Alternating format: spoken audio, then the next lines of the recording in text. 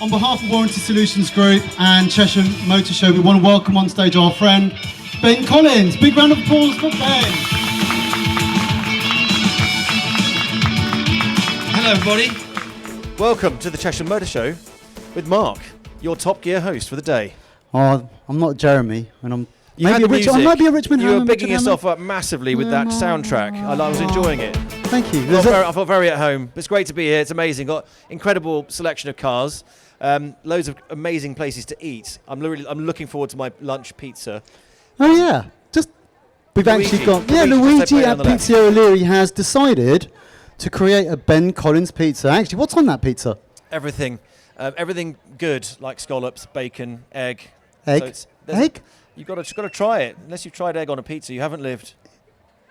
So that will be up for sale, not this year, but will be next year. So actually, you're going to get a chance to get a Ben Collins pizza. You never know, Luigi might even put it back on the menu. So you never know. Anyway, we're not here for that. Well, we are, but we're here to talk about cars as well. We are talking about cars, and obviously Ben came last year. It was fantastic for Ben and Warranty Solutions Group to have sponsored the show. So Ben's back today. He's got a couple of things on the radar. One, we'll do the interview with Ben right now, and then around a little bit later on this afternoon, there are 3 cars which we'll bring up to the stage, and we'll do a bit of a Q&A around those cars. So Ben, welcome back to Chesham. So what have you been doing for the last year? I can't remember, but it's been quite busy. Remember, or do we have to watch stuff? So I've started a YouTube channel called Ben Collins Drives, and so I've been going around the world really doing what I was doing in my Top Gear days, just driving fast cars, talking about them, burning up tyres, that sort of thing. So been quite busy with it, which has been tons of fun. So what is it recently? Well, actually next week I'm off for the first drive in the Ferrari F80.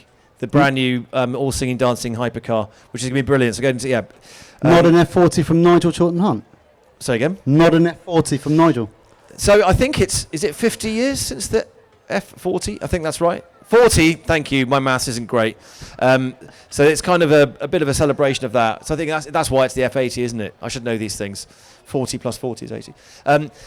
Excited for that. So it's really cool to get to these, get in very early with these cars when they first come out. But last week I managed to have my first drive of the Lotus Evija, the insane hypercar. What do you think? It was interesting. It's very heavy. And where did you do that? A Silverstone Grand Prix track. Oh, which nice. is pretty epic. So you sort of fly past everything when you accelerate, like you're in a UFO. And then the battery weight's quite challenging in the corners. So it's a mixed bag. But it was really, it's absolutely visually stunning. It looks otherworldly, and it was amazing to get hold of it because they are very rare. Visually stunning. What about the rest of it? Sorry? What about the rest of it? Like I say, the handling is perhaps a little bit un-Lotus-like in that Lotus was founded on simplicity and lightweight. And that's not simple, and it's quite heavy. I think it's nearly 2 tons. 2 tons. So, but like any hypercar, you churn through the energy quite quickly anyway, whether it's combustion engine or an electric. But after 2 laps with me, I did drain it quite quickly. But that's true. I'm surprised it lasts 2 laps. Yeah, I can empty a tank on a Bugatti Veyron in about 3.5 laps. 3. Really? So, yeah. So I'm not very eco-friendly. Was it even in I am eco-friendly, but I'm just not economical. Anyway. What was going back to Duxford like?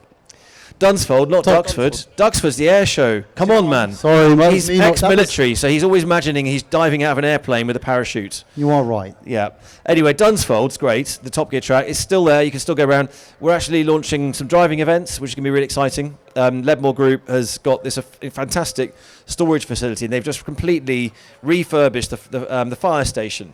So Dunsfold, when we were filming Top Gear there was a really filthy porter cabin which contained the so-called green room. You know, the VIPs would go and sit on these moth-bitten sofas. They haven't really changed it then, have they? Yeah, it was amazing that it was legal to actually use that building still. And the fire station is where we used to keep the cars when we were filming. So we would base them there just off the side of the track where they wouldn't get hit if you spun off the track, or if one of the crazy celebrities like Jimmy Carr spun the Liana, you wouldn't crash into the Ferrari that was parked there for the day. So, but again, it was a working fire station. It was fairly basic. It smelt of sweat and hard work from all the crews that had been there when the Harrier jump jet was developed at Dunsfold. Anyway, it's been beautifully restored, so now it's this sort of amazing hosting area. I'm hoping to do cars and coffee, and we're going to be doing driving events on the track. As in cars and coffees, people can actually come down and... Yeah. Are you going to do stuff there yourself, or is it you going to host it? That's the idea. So when I finally get, I pull my finger out and organise membership for my channel, that's the sort of stuff we're going to be offering. Let's talk about that after. Yeah. So, question. One of the things we talked about last year is your Delta. How's that coming along? It's come along.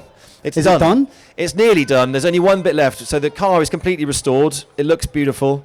There's an original Delta up here as well, which the guy's dad bought back in the day. So it stayed in the same family. Oh, really? I was so jealous when he pulled in. Looks mint. Maybe really lovely. Maybe for the folks to kind of give a view on what that Delta Integrale is, because not everybody knows. So the Lancia Delta Integrale, it won, I'll get this right, 5 World Rally Championships. Right. And it was, Lancia in that era, 80s, 90s, they were such a dominant force. They, Audi had invented the Quattro. They just destroyed everybody in rallying, and then Lancia turned up and basically, hold my beer, we'll show you how to do this, and really took the game to them. There's a brilliant movie actually, Audi versus Lancia, really good film that came out recently that documents that sort of thing, and they did it the very Italian way. They had the 4-wheel drive system in the Delta, and then they did the 037, which was rear-wheel drive, which is a different story. Anyway. He's got one of these cars. They're very boxy shape. It's got 4-wheel drive system. It was way ahead of its time. It's got a special viscous differential that can move the power around the different wheels. Now we've got torque vectoring, which is all electronic, but that basically was Formula One grade tech in the 90s, and then they put it in the road car. So these things are completely homologated. So it's a rally car for the road. They're visually, they're amazing. There's so much Italian craftsmanship has gone into the interior. How they've got their dashboards beautiful, the steering wheel, everything. So what made you buy that? All of those reasons. Is that it? Well, yeah. So this one here. Where is it? Is mint. I don't know. It's sort of a maroon red. Is it up? Was it up the upper high street or the lower one? I'm not sure. He turned left. So it's lower. Apparently, they say it's all down lower high street. Yeah. His dad bought it. Now he's got it. They have resprayed it, but other than that, original. Mine is completely redone. I've had to respray it because there was a bit of. It's just the paint was knackered, and it's got everything except the sound system. So I'm going to be up to Impulse to go and talk to them. Yeah. And they do amazing things, and they do it in period so that it will look like a 90s stereo. Fantastic. And Impulse are one of our dealers here today, and they're just on the upper high street if you want to go and have a look at them. Another question that's come through. So what has been some of your favourite cars to drive last year? Well, my own Delta, obviously, would say that. But, I suppose some of the most stunning... I've been working for a company called Praga for the last 4 years. I raced for them. We did some 24-hour racing. They're a company from Czech Republic. I'll get the years wrong, but they're about 115 years old as a company. They've made everything from tanks, trucks, blenders, airplanes, cars, and now they make a hypercar called the Behemoth. As soon as I saw it, it's really so advanced and so well made. Carbon fibre monocoque, Formula One grade aerodynamics, and they've done something that no other car manufacturer is doing at the moment, which is they've gone for ultra lightweight. So it weighs less than 1,000 kilograms. No hypercar on the market has gone that route. So for handling, it's really, I would say, it's top of the tree. And we took that to the Top Gear track when I was filming with Drive Tribe to try and break the lap record. I missed it by one measly tenth of a second. But is that because you nearly had a squeaky bum moment? No, I don't mind that. And obviously I was pushing as hard as I could. I think I went as fast as I could go in that car on that day. At the end of it was funny because the engineer said, it's a shame we couldn't go a bit quicker. And of course we could use the bigger tyres like the Aston Martin has, and the Aston Martin is the one that was faster. I just looked at him that and was said, the Valkyrie, wasn't it? Why didn't you, the Valkyrie, why didn't you bring them? Which means there's more on the table, we could maybe come back. Go for it, right? I hope so. Just the 2 seconds. Why don't we ask crowd to see if they want to ask Ben some questions? Any questions from the crowd? Please ask me anything you'd like, except favourite colour. Just don't have one. Mr. Chilton Hunt. Hi Ben, how are you? Good to see you Good again. to see you. Lovely car. Now, immaculate as always. Yep, lovely. When you were on the show, because all the Stigs look the same, so what years were you actually How very on the show? dare you? Yeah. Were you a bit bigger than the others? But what years approximately were you I on didn't the ask show? him to say Keep that. going. I'm going to come down there and talk to you. No, So I started in 2002. So Right. before me, there was the Stig in the black suit. I started in the white suit. So then that was all me till 2010 when I left. Right. And I played a number of different Stigs. So there was the British, the one we knew that was with Clarkson and Co. Yeah. So that was me throughout that time. But then we had German Stig with the mullet. So obviously Yeah. put a wig on for that. Then the helmet on top of the wig, which was quite funny. So that we went to Lausitz Ring and we skidded some cars around. And I think it was Sierra Cosworth and a Mercedes and some other stuff. So I was German Stig, Eco Stig, had to put the green suit on and some Birkenstocks. Yeah. And they asked me to be Fat Stig in America. Right. And the brief was I was going to wear a fat suit and drive slowly. And I said, I'm not No. really up. I'm not that That's bothered not about your that. style. So, and then there was Rig Stig. Again, I didn't have the biceps for that. Yeah. You Maybe didn't- that was you. No, that yeah, wasn't, you that wasn't didn't- me. You didn't do Kung Fu Stick. Who? Kung Fu. Yeah. No, he was the shorter one. Yeah. No.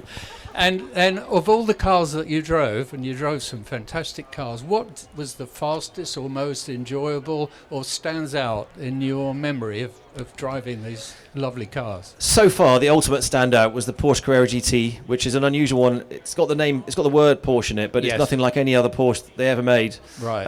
And it's because it's mid-engine with the V10. Yeah. And the V10 is from basically derived. It's a Formula One engine, Yeah. and they decided they weren't going to do F1. What do we do with the engine? Yeah. Well, let's just build a car around it, and that car was invented. So when I drove it back in the day, it was quite vicious to drive, but once I acclimatized to it, it was actually very, very precise, and I completely bonded with it. Yeah. And interestingly, they took it because everything's gone faster since then, and the 918 I think was their fastest, their hybrid power. Yeah. Actually, they put the Carrera GT on a modern tyre, and it spanked the 918 time at the Nürburgring. Wow. So it was fast then, Yeah. and on new tyre technology, it's still fast now. Yeah. I think that's quite remarkable. Oh, well done. Thanks So it was for that. under-tired back in the day. Anyway, Yeah. long answer. Great Good. question. Any other questions for Ben? Anyone? Just yell it out, yeah. Hello. Let's go that way Hello, first. Ben. Nice to meet you. He could have Okay. been Kung He Fu who has Stick. microphone. Yeah. How many car crashes have you had in your fantastic career? And I've- how many broken ones? Okay, well, that one I remember. Thank you. I broke 4 ribs and I think a bone in my neck in Romania in 2007. That one I remember. Well, mostly because it was annoying and it meant I got pole position and then I couldn't start and win the race the next day. So I was very cross with the guy that did it to me after the checkered flag as well. So that was quite annoying. I don't remember how many other crashes. There were a few, especially early on. I didn't do go-karting. I started when I was 19, so I had a lot to catch up with. I was fast, but without the racing experience.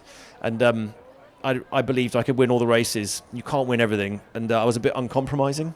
So I rolled a few, I crashed a few, and then I started slowing down with the crashing, started to do the winning a bit more. But yeah, I don't know how many, but a few. Doesn't Richard Hammond take over the crashing after a while? Bless him, yeah. I mean, but not, they weren't really his fault. The Jack Carr, totally not his fault. And he did all the right things. You know, when we looked at the aftermath of that, he'd pulled the parachute correctly. You know, but what do you do with the tyre blowout at 300 miles an hour? Nothing. The Rimac, maybe he might hold his hand up a bit to that, but I think it was a bit savage throwing him in at the deep end in that way with a heavy car on a bumpy track. And heavy cars, you know, EV technology is still emerging. Yep. The battery weight is significant, and when you hit a bump, it's like going off a ski jump, and that's kind of what happened there. Was that a Jeremy setup as well?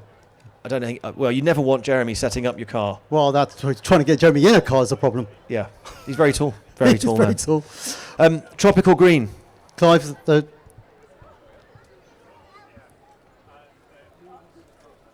Really close to my mouth, thank you. What's your favourite era of car design and why? I love the 90s. I think that it was before regulation started ruining things, and you end up with cars that all look massive and all look the same because they've all got the same airbags and other nonsense in them. Not saying that safety is not nonsense, but a lot of it is. And you know, you look at that Ferrari over there, the Testarossa. You couldn't have a car shaped like that now. Someone would complain that the fin was too sharp, and someone might cut a finger. So it's all become very micromanaged, and so now we've got these sort of really kind of like. Am I going off on a political tangent here? no, you can do. But you It's know, fine, it's fine. technocrats really dictating how cars should look and be built. It's really difficult for car manufacturers to show their art. The art's there, those two particularly, those lovely Ferraris, the F40 They're incredible. There's actually, if you ask a mechanic, their rule is that the best cars ever made were made before 2014. In terms of fixing them, being like, where's the spark plug? Forget even spark plug. How do I check the oil? There's no dipstick. You can't make that up. It's ridiculous. So the disconnection is a shame. So some of the tech is brilliant. The efficiency, particularly the efficiency they've built into combustion, is fantastic. But now we're laying waste to that. We don't care about that. I've gone on a rant. But yeah, 90s were amazing. I think you get, the beautiful styling that was coming out of the 80s with stuff that actually worked, which because it's nice not to break down. One more question, if anyone wants one more question, or are we going to get away? Oh, there's one more question right there. So recently I saw that you did a passenger lap with Misha on the Nürburgring, and then I saw consequently last week you stopped doing passenger laps. Now, I'm not, There's no link. About that. I'm not saying there's any link, but yeah, what was that experience like, and how did it kind of come about, and what did you kind of learn from that day, and yeah, just your general thoughts? Yeah, I got to know Misha a bit, and then sort of thought I'd sign up for that. I thought it'd be useful to go and learn the track. It's a really difficult place to learn, and I take longer than I would like to learn the tracks. I need to know absolutely down to the millimetre to be able to find the nuance of it to make the most of the performance. And anything short of that, I feel a little bit unsettled until you're completely locked in. So normal tracks are about 7 to 10, 12 corners, and I'm reasonably good at learning those quite quickly. And the Nürburgring just doesn't allow for that. There's a massive amount. I can't remember what it is. I can't remember how many corners it is. So I don't even know the number. What? It's the Nürburgring? Is it how many corners is it? I remember the mileage or kilometres. It's 20.8 kilometres. It's a lot of corners. So many I don't remember how many. So the best way to learn it, the fastest way, is to sit with someone who can show you where to go, and then for them to bark orders at you when you're driving. Did it work? Yeah, Misha's brilliant. Although he sometimes was a bit vague about, do we need to? I said, do we need to brake for this one? Yes. I'm like, well, you need to tell me. And then he would just casually say, this is all flat, and then I'd say that one doesn't look flat, and he'd say, oh no. What was it like going? That going up the hill, it hairpins left and then hairpins right again. What were you like going up that? Rubbish, because I didn't know where I was going. Did you go over it? Because I nearly went over it in the first year when I did mine. Yeah, you can make a massive mistake. What is it? There's nothing worse, like Jackie Chen saying, is there's nothing more dangerous than doing half a stunt or doing it half cocked. Yep. So if you're going around full speed and you know these three corners, and then you try, that one looks similar, I'll treat it the same. You can have a big shunt. So the corners come take you by surprise at the Nürburgring because it rolls up and down the hill. So the next one is always blind. Quite often it is blind. So I now know the first 2/3 of the track, and the rest I need to really make the most of on the simulator. And how are you getting on with that? Bad. I've seen you do some stuff on the sim, and you're getting better, right? I'm getting better. It's I am difficult. Seeking to improve it. So he's great, and I was actually at a show with him yesterday in Poland, and he will go with me again. Was that in the BMW that you had? He's got a BMW on show. He's been doing aerodynamic stuff. Anyway, he is doing passenger rides, but he's not doing passenger rides on public days in cars he doesn't know, which is eminently sensible. Because if the brakes fail, he can't anticipate that, and someone is hurt. What do you do? It's on his liability. Yeah. So he's been lucky so far. Cool. Check in at that. Fair question. Thank you very much. I've got one more question to Ben. It's related to the Praga. So you took the Praga around the GP circuit of the Nürburgring, right? Yes. How was that? Because you took Misha out. Yeah. And you went past through some other cars, supercars, which clearly the Praga just own them on the track. Well, the thing is, Misha is made of solid Teflon. So you can throw anything at him, and he's just not bothered. Because if you can go around the Nürburgring in someone else's car at top speed, and he just jumps in it and goes. So he's not fearless. There's no such thing as that. But he's got a very strong mindset. So yeah, he was underwhelmed. Also, to be fair, if you do trust the person you're sitting next to, you don't really have much to worry about. But that's how he tricked me at the Nürburgring, because he was messing around. And he deliberately skidded off on one of the corners to mess with me. Yeah. And it worked, and I screamed like a child. Hence the picture. But yeah, I couldn't really shake him, even in the Praga. And we can generate, that car it generates the highest level of cornering G on a road tyre of any car ever made. he wasn't bothered. I think he actually fell asleep, or he looked like he said his eyes closed. He fell asleep. He said he likes to close his eyes when he's just feeling the drive. But I thought it was quite rude. Yeah, so did I. Yeah. Anyway, but it was fun. I tried to break him. There's no breaking Misha. But what was it like against the other vehicles that you had in the pack? Because you had an F40 in there, didn't you? Yeah, there was lots on track. There was so the fastest car around the Nürburgring, if that counts for anything, is the Mercedes AMG 1, which is a real unicorn. Very, very powerful car, very high aerodynamics, Formula 1 engine in the back. I think it's the 2015 engine from Mercedes F1. And did you catch it? We went past that. Yeah, we overtook everything. And actually, it was the customer who was doing most of the overtaking. So they were running on slick racing tyres, which are not road legal. And he was running in the Praga on slicks, and he casually drove past it, which is it's always fun to be the fastest toy. Brilliant. No, Ben, thank you so much. Just before we ask Ben to exit from the stage, is there anyone one final question? Anyone? Right, Clive. You can just shout it. Yeah, just shout it out. Oh, my bad. Okay, in your opinion, what is the most beautiful car ever made? That's really tough. There's a lot of owners here that are going to be looking at you right now going, please say mine. And it won't be any of theirs. Sorry, Nigel. There's the one that comes to memory is the Ferrari. I get them confused. The P3, I think it is. Or is it the P4? P3? P4. That's the one. The race car. I think it would be difficult to say there's anything made of metal that looks more beautiful than that, unless it's an aircraft. And they sound amazing. They've got an outrageous sound the engine makes. So the two things coupled together, and it performs. It's a rapid car. So I think it's lovely. It is a racing car, so it's not a road car. I think they tried making a road version, maybe, but that's my favourite, looks-wise anyway. Fantastic. A big round of applause. A big thank you to our friend Ben Collins. Thank you. Ben will be on a bit later on this afternoon. Mark is a legend. You've organised the entire thing. You do a lot for charity. You're a legend, and thank you for making this happen. This show gets bigger and better every year. You guys are awesome, and I love it. And thanks to all the owners for bringing their special cars. And you look around, there's not every one of them is pristine. So there's a lot of TLC gone into it. So thank you so much, and let's have a great day. Yep, we'll see Ben a bit later on. Big round of applause.